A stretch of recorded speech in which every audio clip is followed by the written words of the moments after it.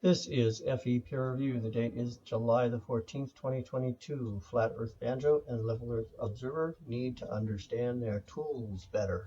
Level Earth Observer and Flat Earth Banjo both did some videos recently looking at the same subject. A number of the Flat Earth debunkers also did some fine responses, and I'll link to those in the description.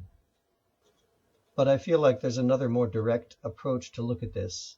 And it also gives us a chance to talk about a basic issue, the tools that we use to do science. I hope that Leo and Banjo will watch this video with an open mind and think about the tools. Even if they aren't prepared to change their view on Earth's shape, they could improve their work by giving more thought to the tools they use. In essence, all tools have strengths and weaknesses. They're made to do certain things, and only those things. Part of doing good science is knowing your tools. You need to know their limitations, their strengths. You need to know the right tool for the right job, the tool that's going to give you the data you need, and you need to know how to use the tool correctly. As other debunkers have pointed out, Google Earth is a rather crude tool. If you understand the tool, its strengths and weaknesses, you'd know that. If our goal is to see whether that time and date image is or is not possible on a globe, instead of using a two-dimensional flattened out image of a globe, the image we get from Google Earth, why don't we just simply use a globe? And then there's the question of parallel light rays. Since we're talking about the sun, why not just take our globe outside, since it happens to be a nice sunny day?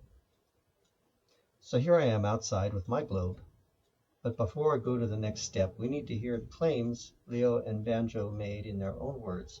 So let's watch a brief clip from each of their videos.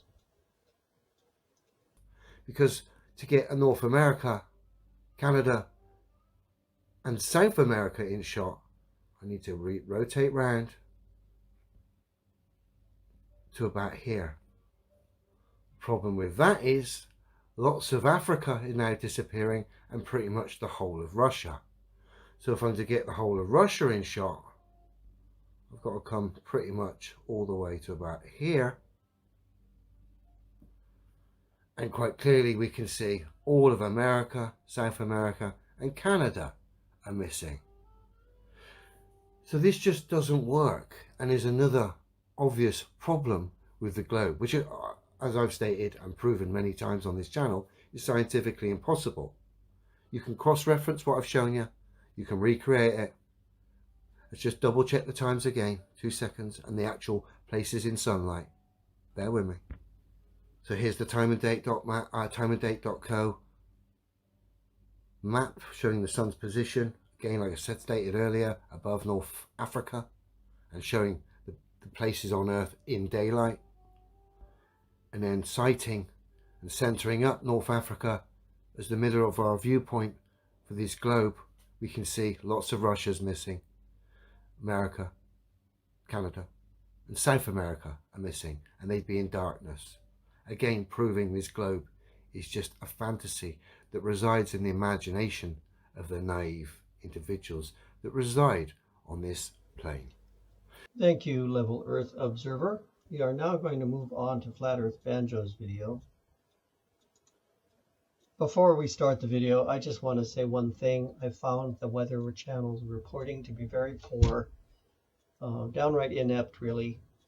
Well, for a start, it says daylight and twilight all over the screen, yet the images that they show do not show twilight. So that's quite unclear. And second of all, there's nothing at all unusual about what they're reporting on. I can only assume they were having a very slow news day and didn't know what to talk about. Anyhow, a person with a critical intelligence can see that their reporting is poor and not come to the conclusion that it proves any kind of flat Earth. So now we will have Flat Earth Banjo telling us what he thinks. I only found one video, and that was also made by the Weather Channel, trying to demonstrate this event on the globe. And as we can see here, the light of the sun clearly covers 60 to 70% of the globe. So we have 60 to 70% of the globe wrapped in sunlight. That's impossible on the heliocentric model. The sunlight cannot cover more than 50% of the globe. But as you see on this simulation by the Weather Channel, to be possible for the sunlight to cover all those regions on Earth, it's necessary that the sunlight covers between 60 to 70% of the globe. I'm going to restate their claims in my own words. In short, the sunlit area shown on time and date can't be replicated on a globe. Therefore, the Earth is not a globe. In addition, Banjo talked about 60 to 70% of the Earth's surface being sunlit, but he didn't provide any quantified data to back that up. Now let's look at my setup. The video is just under 1 minute, and I'm going to let it run non-stop so that you can all see that it was done in a single, uninterrupted take. Then we'll go back and I'll pause it here and there to point things out.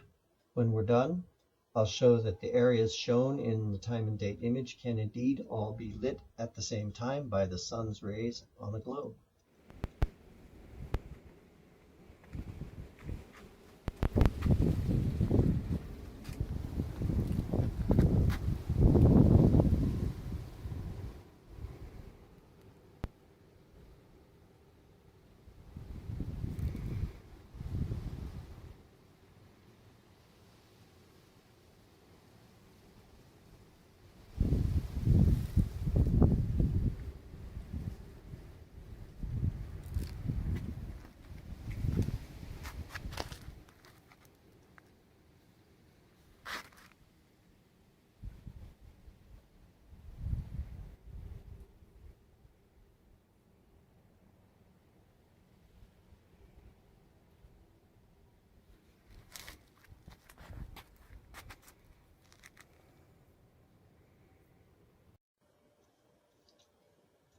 All right, we'll take a look at that one more time, and I'll pause it here and there and point out a few things.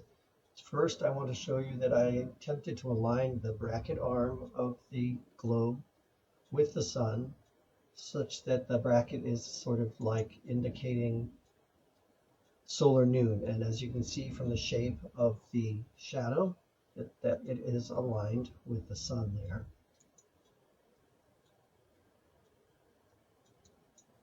Now, since we do get a lot of reflected light, I should say, that was one of the weaknesses of this tool. This tool, unfortunately, well, good for me, but I would be dead otherwise. This tool is not in deep space. No, Earth is in deep space, so there are no objects surrounding Earth close enough to reflect a significant amount of light on the dark side of the planet at night. Consequently, we have a very distinct difference between dark and light on the Earth. However, here, looking at my little garden, my little desk globe, we've got a lot of reflecting surfaces around, and so the light reflecting off those surfaces casts a fair amount of light on the shaded side of the globe, and it's a bit difficult to see precisely where the shade stops and the sunlight starts. But if you look at my fingertip, what I'm showing is that as I trace my finger over the surface, the point where, there it's touching, the point where, right there, where my fingertip has no longer got any shadow on it, that would be the equivalent of sunrise or sunset. That's the point where there's no shadow happening. So I'm tracing that line here and there to show, here we are on the west side of South America, and there's a bit of shadow on my fingertip, and then it stops. And then I'm coming around to Russia here, and I'm showing the sunset side of the planet. So there's shadow on my finger. There, my finger's touching the surface of the globe there, and it's in shadow. And as I move my finger westward, the shadow gets less and less until there's no shadow at all, and that's where the sunlight is hitting the globe surface. So let's move the finger there, right about there. A little bit of shadow still, about there. So there's no shadow on my finger, none to speak of there. That's all the way off to the east coast of Russia. So we've seen that the east coast of Russia is receiving sunlight, and we've seen earlier that I was actually a little bit too far the other way. I've actually rotated the globe slightly too far. I've got sunlight over all of South America and all of North America. But it shows you that we're getting sunlight all the way across from east to west, east of Russia all the way to the west coast of the Western Hemisphere. Now, the last thing I'm going to do is just come down here and show that Africa, all of Africa, is indeed in direct sunlight. So that's a quick walkthrough of what it showed us, which is a sphere receiving parallel rays of light from the sun. And all the areas indicated on timeanddate.com that are shown to be receiving sunlight indeed are on a globe. So our task is done. We have proven that the image on time and date is possible to achieve on a globe. I'd like to end this video going back to the point I made at the beginning, which it's all about using the right tools, using them correctly. What we see here is a map from timeanddate.com, and I think this is where Level Earth Observer and Flat Earth Banjo tripped up. They didn't really understand the time and date tool, and then they proceeded to use an inappropriate tool, Google Earth, as well. So with regard to timeanddate.com, I wanted to point out these bands here. The actual sunlit surface is the area that we see as white. Where I've got the mouse, that's the sunlit surface. And this edge here is the point where the sun is touching the horizon. And this band here of light gray is called civil twilight. That's indicated clearly down at the bottom in this little legend below the map. So the information is there for people who want to look for it. The light gray band, that first one, is called civil twilight. Now we can go and look up the definition of civil twilight. So let's do that. I have it here.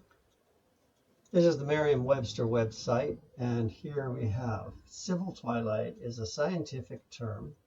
We define it as the period after sunset or before sunrise, ending or beginning when the sun is about 6 degrees below the horizon, and during which on clear days there's enough light for ordinary outdoor occupations. So this would be when the sun touches the horizon, and this would be when it is approximately 6 degrees below the horizon. Now we can play that same exercise for nautical twilight and astronomical twilight, and we will learn that all of this surface in these bands here is not receiving direct rays from the sun, as we saw on the globe, where we're talking about the geometry of sunlight hitting a sphere, parallel rays of light hitting a sphere. These shaded zones here are not receiving those parallel rays of sunlight. They're basically getting light a different way, which has to do with the atmosphere. So it's not about the geometry of the planet, it's about the atmosphere of the planet. So if you actually want to measure the surface area, you could take a globe and you could trace this line, transfer this line where I'm running my mouse onto your globe sphere, and you will find that it indeed does slice the globe cleanly in half. Some people might want to complicate things further by bringing in atmospheric refraction. I don't think it's necessary. We're talking about a half a degree at the most, nothing anywhere near the 60 to 70 degrees kind of stuff that Flat Earth Banjo was talking about. At some point you have to draw a line and say, we don't need to nitpick. So let's not nitpick. Let's get the point, which is this tool was not understood. Now let's take a look at Google Earth and see if that tool could have at least been used better, even if it's not the ideal tool for the job. We have the Earth here. We get north back up again. Got Africa in the middle, which was where Level Earth Observer put it. Now, when Level Earth Observer did his video, he failed to notice that Earth is actually tilted, and we can see the North Pole on timeanddate.com. We've got light at the North Pole at timeanddate.com. So we tilted to put light at the North Pole. We are seeing most of Russia. I grab it over here. How far over Russia did we get? Pretty damn far. I'll go back. where I was.